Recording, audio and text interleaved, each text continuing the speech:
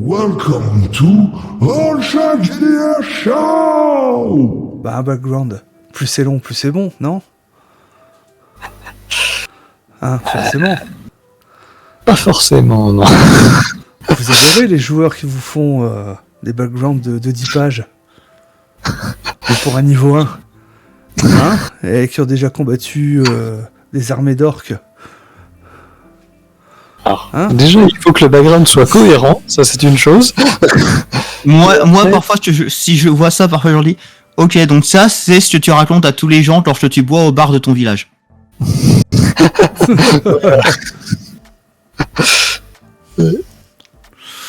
Après, en fait, l'important du background, je dirais, c'est qu'il soit efficace. Qui généralement signifie qu'il ne va pas être très long. Après, s'il est long, mais que pour des trucs intéressants et pertinents, pourquoi pas? Mais bon, généralement, s'il est long, c'est que ce sera pas le cas. Voilà. Après, il y a des gens qui ont plus de talent d'écriture que d'autres. Je sais Même, pas, j'ai envie de dire, écrit, prends tous les romans prends plein de romans qui existent. Le background d'un personnage, il prend quand même, à mon avis, il prend quand même rarement une dizaine de pages, hein. Si tu le résumes, si tu... Après, ça peut dépendre un peu des personnages, mais parce que des fois, t'as un peu des histoires avec t'as des romans des fois où le personnage, genre, c'est un vétéran qui a déjà connu plein de trucs. Généralement, être vétéran, c'est pas le cas des joueurs. Voilà, par contre, voilà. Ça peut dépendre, ça va dépendre. Ça peut dépendre. Mais souvent, souvent, ça va être le début de ton aventure. Tu commences niveau 1.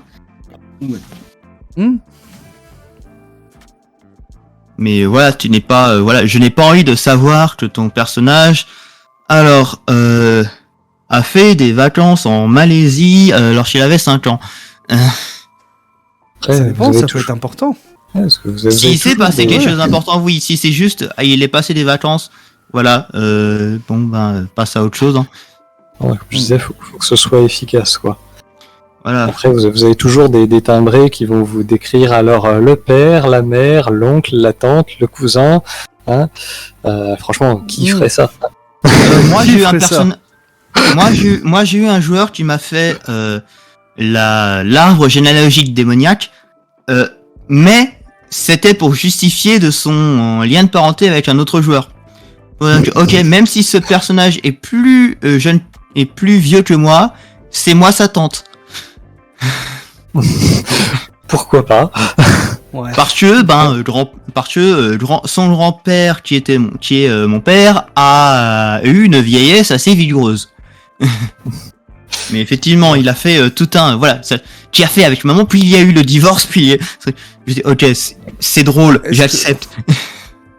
Ouais, est-ce que ça va pas un peu trop loin en fin de compte pour justifier? Mais après ce là, genre il de était plus choses, sur mais il était après là, c'était sur la après quand il a dit ça, c'était plus sur la déclone, mais effectivement, ok, j'accepte l'arbre généalogique de la tombe, mais parce que voilà, ça montre juste t'es la tante du personnage, ça va, c'est juste ça, c'est pas une dizaine de pages, c'est juste un petit délire, ça va.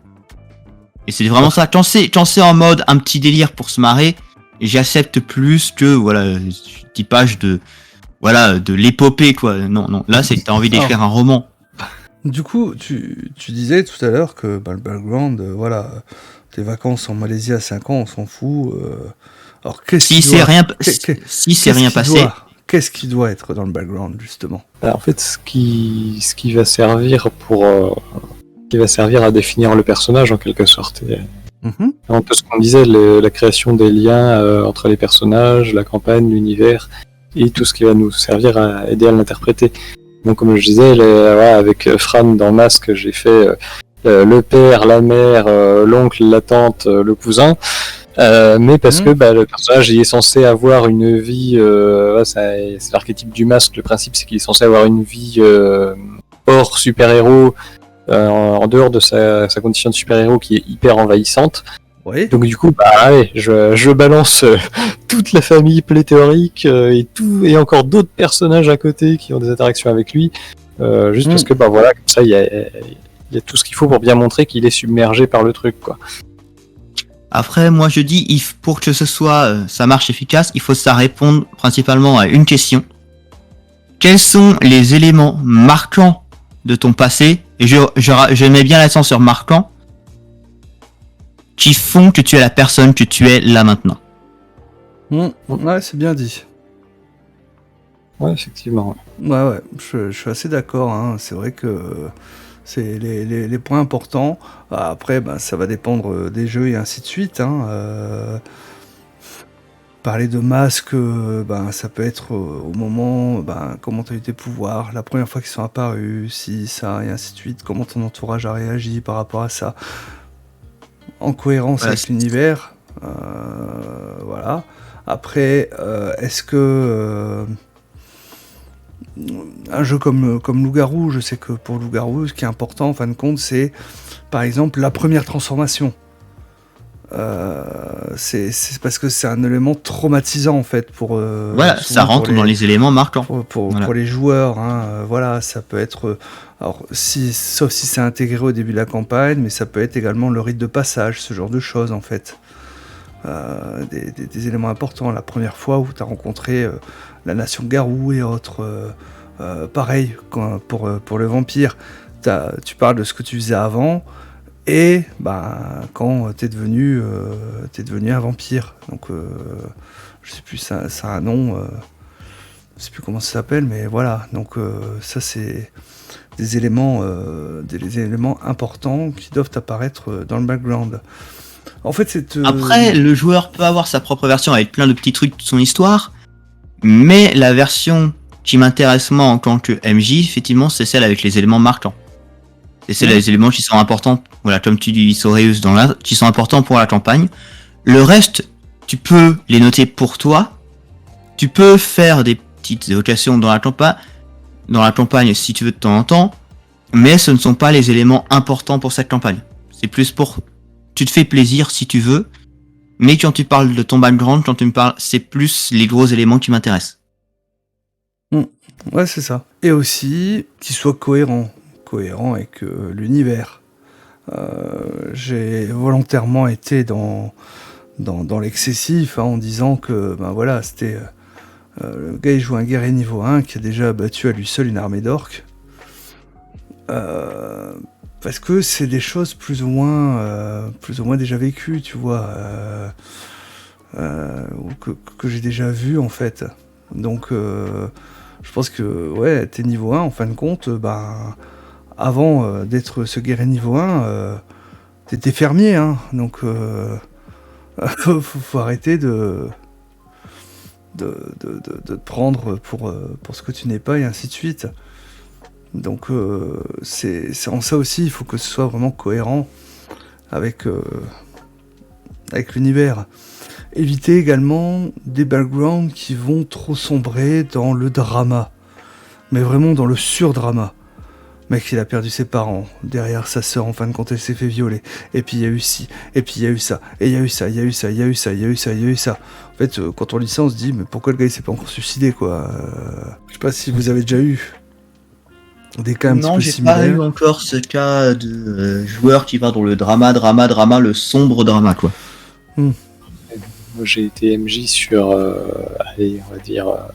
4-5 trucs par-ci par-là, dans la majorité c'était juste des jeux que j'avais inventés vite fait n'importe comment, donc je veux t'en dire que j'ai pas eu énormément d'expérience de joueurs qui font des personnages too much, on va dire. Voilà, la plupart du temps il y avait même pas de background de toute façon, comme ça c'était réglé. Mais oui, enfin c'est un peu un problème connu des jeux de rôle, que ce soit le joueur qui en fait trop, ou le joueur qui fait un personnage beaucoup trop dark et tout ça, et qui du coup s'intéresse à rien de ce qu'il y a autour, alors que oui, mais il va falloir quand même un minimum. En fait, c'est un peu le délinquant dans Masque, qui est genre théoriquement il est censé en avoir rien à faire de ce qui se passe autour, mais bizarrement quand on regarde ses questions et qui a de l'influence sur lui, on s'aperçoit en fait il est hyper impliqué, parce que derrière son côté non j'en ai rien à faire, en fait il est si remarquez-moi je veux pas être tout seul. Ouais, Comme nous dit Akibi dans le chat, hein, il y a aussi des backgrounds classiques qui font le taf. Hein. Une fois, il a raconté le background d'un personnage adolescent, le seul événement marquant, c'était le fait qu'il se soit pris un râteau. Bah oui, et voilà. Ce cas, c'est que c'est... Déjà, c'est pas parce que vous allez faire un background de 10 pages que forcément vous allez gagner des points au niveau du MJ, ou des points au niveau de la campagne. Non. Au contraire, parce que du coup, le MJ va être tellement nouillé d'informations, il va même pas savoir laquelle utiliser. Un background efficace, hein, ça peut être juste quelques lignes. Moi, j'ai jamais été capable de faire des backgrounds hyper longs. Et tu fais... 4 lignes, ça peut suffire en fait. Et étonnamment, j'avais reçu beaucoup de compliments sur cette histoire car les lecteurs s'identifiaient à ce personnage. Bah ouais, voilà. Donc, tout à fait. Donc, voilà. Un background plus c'est long, plus c'est bon, non. Il doit être... à mon sens, je vous laisserai définir ce qui... pour vous, en fait, juste après. Pour moi, il doit être concis, précis, et avec des faits marquants. Voilà. Ça rejoint un peu ce que je disais, il faut qu'il soit efficace. En gros, il n'y a que ce qui va servir, enfin déjà dans la partie qu'on va exprimer, que ce qui va servir au MJ, et dans la partie qu'on garde pour nous, qui va donc être plus sur la psychologie du personnage, bah là aussi, pas besoin d'en faire des tartines, il faut juste définir, ok, il vient de là, du coup il a plutôt une psychologie comme ça, voilà. Donc, effectivement, faut rester concis, direct. Faut savoir rester sobre, voilà. Plus c'est long, plus tu risques de t'y perdre aussi. Hein. Oui, tout à fait. Oui, bien sûr. Parce que comment tu interprètes après correctement un personnage comme ça, ça peut être compliqué aussi. Hein. Surtout que comme toujours, si tu laisses des zones d'ombre, bah, c'est peut-être des trucs que tu vas pouvoir combler en cours de partie en t'apercevant, ah oui, cette personne, oui, il se passe ça, ou tel autre joueur et il a ça. Du coup, moi je peux peut-être dire que oui, c'est vrai, ah oui, t'avais fait ça à une époque où on était déjà ensemble, bah moi je t'ai aidé à faire ce truc-là. Enfin, en gardant des zones d'ombre, ça peut permettre de développer des éléments annexes. Ouais, c'est ça, de créer des ponts entre les événements. Ce qui peut être très sympa aussi. Oui, bon après faut pas exagérer comme je crois que c'est dans Batman que savais ça où presque quasiment tous les Robins étaient présents le soir où les parents du premier Robin sont morts au cirque. Ah oui. Ah bah en même temps il y a beaucoup de monde dans le cirque. Hein. Ouais, il y avait beaucoup de monde, mais là effectivement du public, hein. Il y avait du public, mais quasiment presque tous les Robins d'autres membres de la famille du Lord Batman alliés qui peuvent y être. Ok, là ça commence à faire beaucoup là. Après, en même temps, je pense que étant donné l'âge de Batman, il y a beaucoup plus de Robin qu'il n'y aura de PJ autour de n'importe quelle table de jeu de rôle. Donc... ça dépend pour l'instant. Alors pour l'instant il me semble qu'il y en a 8. Ouais, bah voilà, ça suffit. Voilà. 8 joueurs déjà dans une partie de jeu de rôle, ça commence à faire beaucoup. Ouais. Oui. Ça dépend du jeu, hein, mais... Ok, et donc nous arrivons sur notre dernier point. Le background. Un incontournable ? Est-ce qu'on est obligé d'en avoir un ? Est-ce que c'est une obligation ? Alors une obligation, non, pas du tout. Mm-hmm. Après, je trouve quand même que c'est bien pratique dans la plupart des jeux. Alors, je dis la plupart des jeux parce que genre tu prends un Alice's Missing typiquement, le background c'est 4 lignes sur une carte qu'on t'a donnée et il n'y a rien besoin de plus. Mais je pense que dans la plupart des jeux quand même c'est bien d'en faire un parce que ça va te clarifier un peu toi-même par rapport à ton personnage. Même si tu vois c'est pas un background effectivement qui va faire des liens, qui va exploiter des trucs de l'univers ou je ne sais quoi. Bah, au moins un petit background sur ton personnage pour savoir comment tu vas le jouer, ça aide beaucoup. Oui, le background c'est une aide de jeu pour le joueur, c'est une aide de jeu pour savoir comment roleplayer, comment le jouer. Mm-hmm. Après, effectivement, il n'y a pas forcément besoin. Moi, par exemple, un des projets que j'ai en tête, il me semble qu'il y a plein d'autres jeux comme ça, c'est un jeu où le principe c'est de construire le personnage. Et donc de construire son background. Ah, je suis curieux. Bah là, après c'est bon, ça vient de mon background dans le son, mais j'ai dans les projets des jeux, j'essaye d'utiliser plutôt des sons à la place d'utiliser des cartes ou des dés. Mhm. Et parmi les idées que j'ai, c'est un jeu, on va dire, de création où tu es rien, tu t'éveilles, on va dire, à la conscience, et t'as une liste d'effets sonores qui viennent au groupe de joueurs, qui est lancé. Généralement, celui-là, je vais le prendre avec un MJ, je pense, pour aider à l'idée. Mais effectivement, t'as des sons qui peuvent être parfois très classiques, tu vois, mais vraiment, tu sais, on reconnaît le bruit de la pluie, ça se reconnaît. T'en as d'autres qui sont un peu plus abstraits parce que c'est plus des sons synthétiques. Et c'est le moment où je dis, ce son-là, il retentit avec mon personnage. Je le sais bien, ce son-là, je le reconnais. C'est le son que mon épée fait quand elle sort de son étui. Voilà donc déjà une information sur ton personnage. Ton personnage a une épée, ton personnage utilise une épée. Et après tu développes avec ça peut être après tu développes comme ça, c'est ok, je reconnais bien, et comme ça tu crées une carte sonore. Alors j'avoue que dans les outils pour créer du deuxième point, t'aurais pu en parler et je m'attendais pas à ça.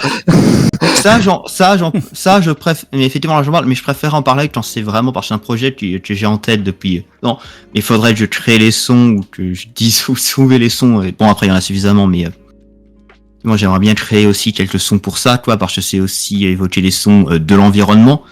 T'as ce bruit-là. Ah non, ça, c'est pas un bruit là, c'est un bruit de quelque chose qui vient vers nous, ça va vers nous. Mhm. Effectivement, c'est jouer sur les sens. Quelle est la carte d'identité sonore de ton personnage? Ouais. Je trouve le concept très marrant en tout cas, c'est Mhm. original. Voilà. Et maintenant que je l'ai dit, je me servirai de cette vidéo, si jamais vous me piquez l'idée. D'accord. Donc je C'est couperai ça moi au qui- montage. Hein. Là, c'est ma faute. Et comme ça, on pourra tous piquer l'idée. Parfait. Merci.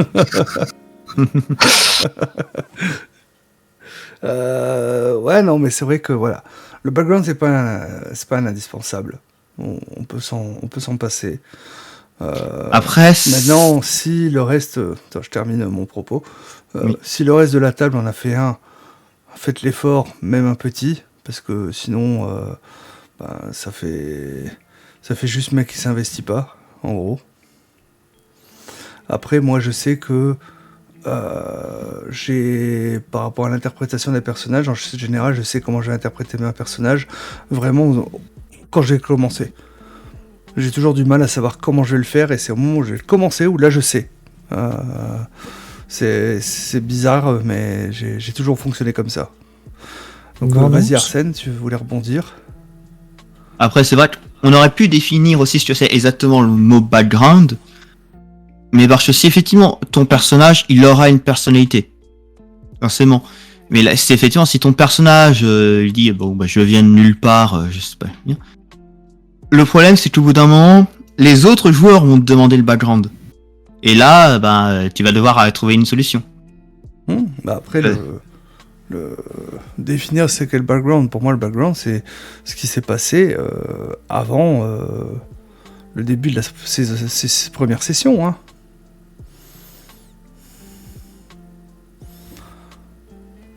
Je sais pas, à moins que vous ayez d'autres définitions. Oui, c'est ça, mais... Oui. C'est l'historique du personnage. Mais effectivement, c'est si ton personnage, on a que le maintenant,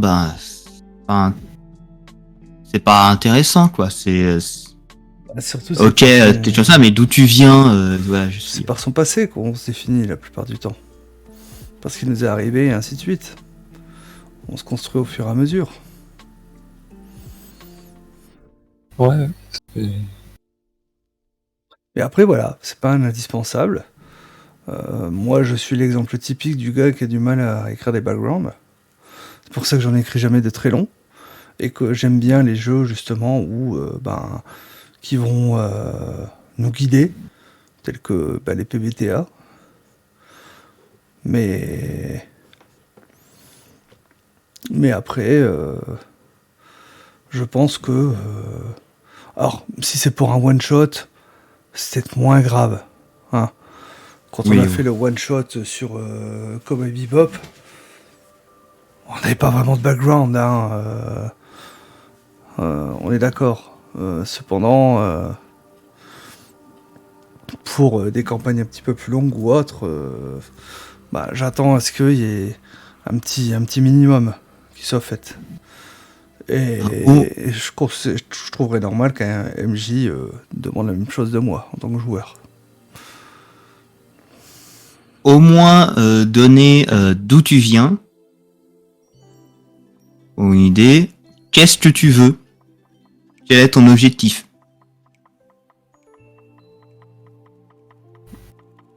Ouais. Au moins, voilà, au moins ça peut suffire.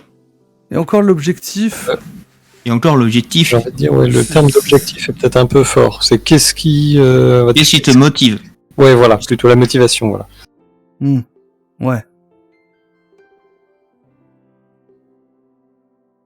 Mais effectivement, qu'est-ce qui te fait aller vers cette quête, qu'est-ce qui te fait aller vers l'avant, qu'est-ce qui te fait avancer.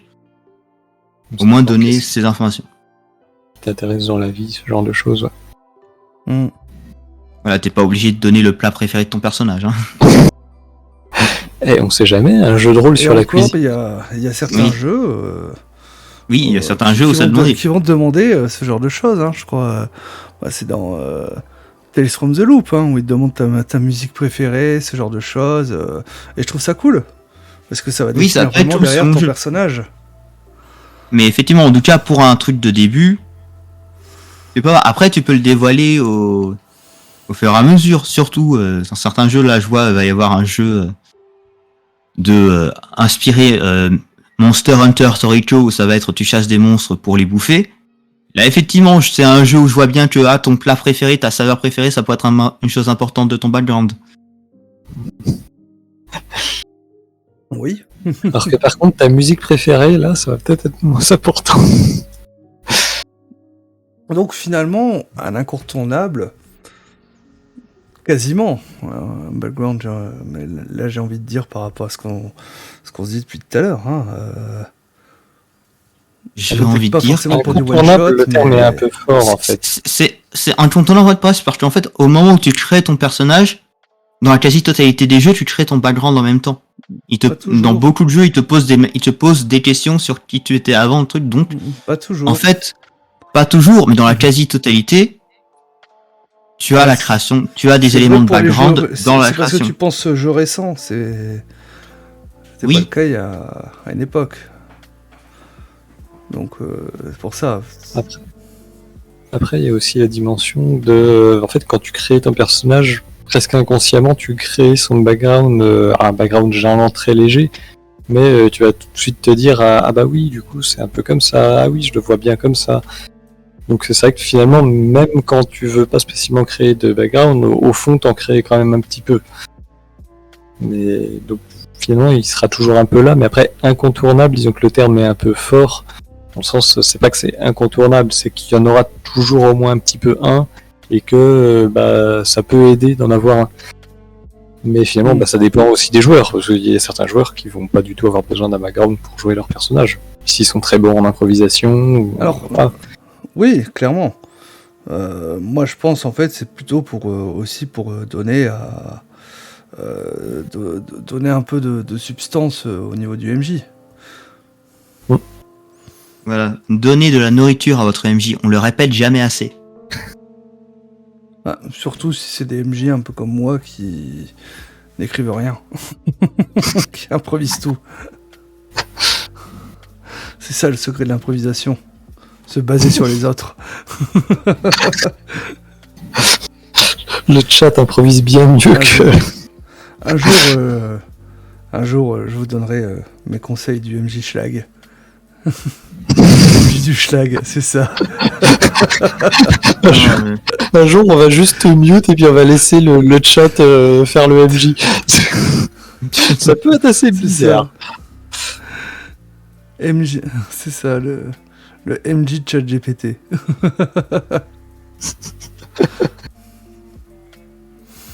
Ok. Je crois qu'on a bien fait le tour. Est-ce que vous voyez quelque chose à rajouter par rapport au thème des backgrounds. Ouais, comme ça, je vois pas trop. Arsène, Je pense qu'on a bien fait le tour. je pense qu'on a fait pas mal le tour. Voilà. Donc, je sais pas si dans le chat vous avez quelque chose éventuellement à rajouter, mais je pense que là on a fait un petit peu le tour du sujet. On a ratissé un petit peu large, en espérant que de vous avoir donné quelques pistes justement par rapport à ça. Après, c'est vrai que on a parlé du background des personnages, mais pour un jeu comme Fabula Ultima, alors comment on fait le background de l'univers? Une prochaine vidéo. Alors Bon, là, c'est assez ciblé là. voilà, c'est ça. Surtout que a priori, ça a l'air relativement carré la manière dont ils l'ont fait. Hein. On va s'arrêter là pour ce soir. Merci à tous d'avoir suivi cette vidéo. Merci à mes invités, Soreus, Arsène, de m'avoir Mais de rien. Merci à toi. Et à bientôt sur le All Chat JDR Show.